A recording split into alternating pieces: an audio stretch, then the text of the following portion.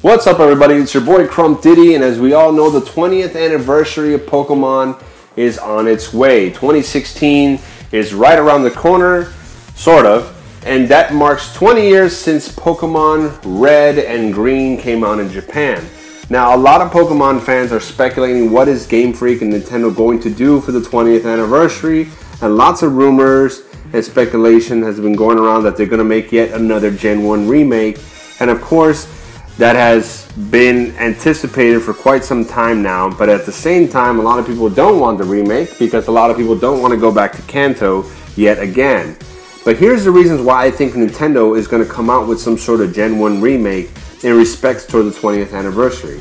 One, Nintendo and Game Freak know that Gen 1 was the one that started it all, was probably out of all of the actual generations of Pokemon, was the one that sold the most copies, and even to this date, no other generation of Pokemon games has sold nowhere near the amount of Pokemon of Gen 1.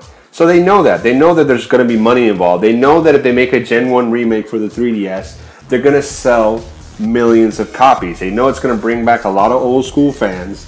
They know that a lot of people that don't have 3DS are going to actually buy a 3DS just for this game, just because it's been a while since they've been in the Pokemon loop.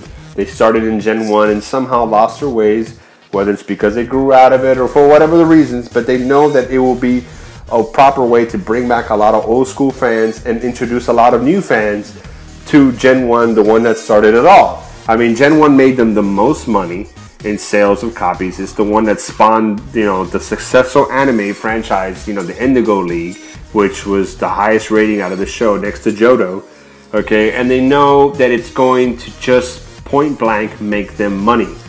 Now, Origins was a decent show, don't get me wrong, but we know why they made Origins, the mini-series of Pokemon, the spin-off of the anime, was because they just wanted to show respect and love for the video game classics, the Gen 1 games that started it all, and that everyone had the fever. Now, Nintendo wants to bring back the Pokemon fever, and this will be a proper way in respects to the 20th anniversary. Now, a lot of people are wondering how they're going to do the remake. Are they just going to do a point blank copy and paste remake and that's it? Maybe just add something a little extra, or they're actually going to go all out.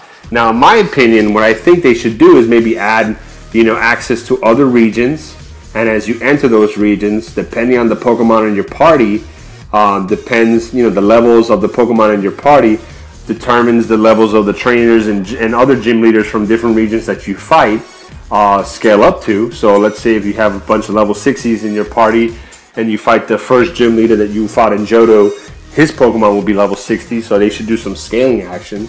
If they're going to add other regions, they should implement scaling, which is a classic thing that a lot of RPGs and MMORPGs do. It's just scale the strength and the levels of the opponents to what you have to make it a fair fight.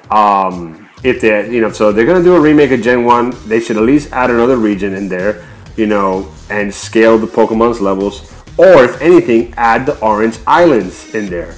That'll be awesome, since that's technically something that Gen 1 fans fell in love with in the, in the anime series, and never had its own actual video game adaptation.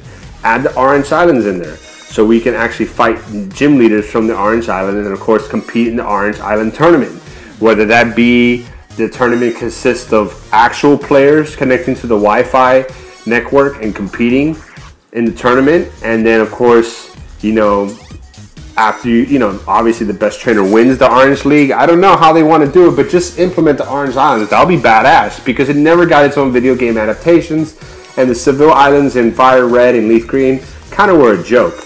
I just thought that was kind of pointless. I didn't really like them, but I think if they're going to do the remake, which seems most likely they're going to do because they want money, they want to sell 3DSs, they want to bring more people back to the franchise, they want to start that fever again, they need to do an enhanced remake. They need to just, let's make our own character customization like we did in X and Y, only this actually add more, features so no trainer looks alike.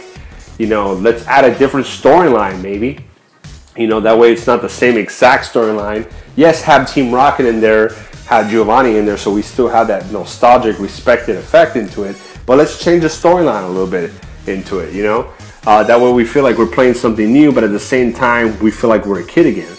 I think if anything, Nintendo should be smart, and if they don't want to piss off people that, you know, that think that this is going to be a bad way to start Gen 7, then why don't you just make it an eShop exclusive? You know, make it an eShop exclusive. That way, you know, you save money on production costs. You know, you cut out the middleman, you keep 100% profits, and that way people would, you know, only the hardcore fans that really want it are going to buy it. When in this case, millions of people are going to buy it. They keep 100% of the profits since it's their, you know, eShop. It's their game, their own people that made it. You know, and let's also, if they really want to go out with a bang for the 20th anniversary, since it seems probably right that they're going to do the remakes for money purposes, add some DLC down the line. That way, it's probably like its own standalone game, almost. You know, maybe, you know, $3.99 for maybe the access for the Sinnoh region. I don't know. You know, since they're probably not going to make a, you know, Diamond and Pearl remake anytime soon. Maybe if people would pay $4 to get a Sinnoh region unlocked, or, you know, maybe, you know, $3 for the Battle Tower. I don't know, you know, something like that. But let's make it the first Pokemon game to have some badass, extensive DLC down the line. Even if you want to make it free, you know, or in this case, just charge a couple dollars for it. People will spend the money on it. Pokemon has that power and weight that whatever they slap Pokemon name onto it, people will buy it. You know, so I think, guys, the 20th anniversary is coming up. I think a remake is pretty much at this point unavoidable. I think that they should make it to where it's a standalone game. It has nothing to do with Gen 7. You know, they can still make Gen 7 on its own if they want to. Obviously, they're going to, you know, maybe 2 years down the line. But this will be a cash cow. I mean, Gen 1 is what started it all. I know a lot of people hate on Gen 1 because they're like, oh, Kanto was boring, it sucked, or whatever. That's cool, dude. You probably weren't around when the game came out originally, so that's probably why you feel that way. You know, but it's naturally expected for franchises over the years to get better and to add more crazy stuff they weren't able to do in the past. That's just natural. It happens like that with a lot of franchises. And, you know, it's called evolution of technology, I guess. But this is a perfect opportunity for Nintendo, how they want to do it. You know, whether make just one single deluxe game, or yet go really traditional, make, you know, red and blue, or red and green, you know, 3DS remakes, or just maybe a special Pikachu edition.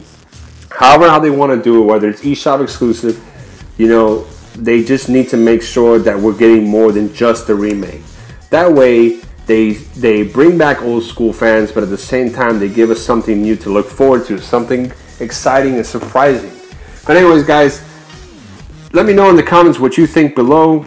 And hopefully we see it. Hopefully we get some sort of announcement. It's your boy Crumb Diddy. Peace.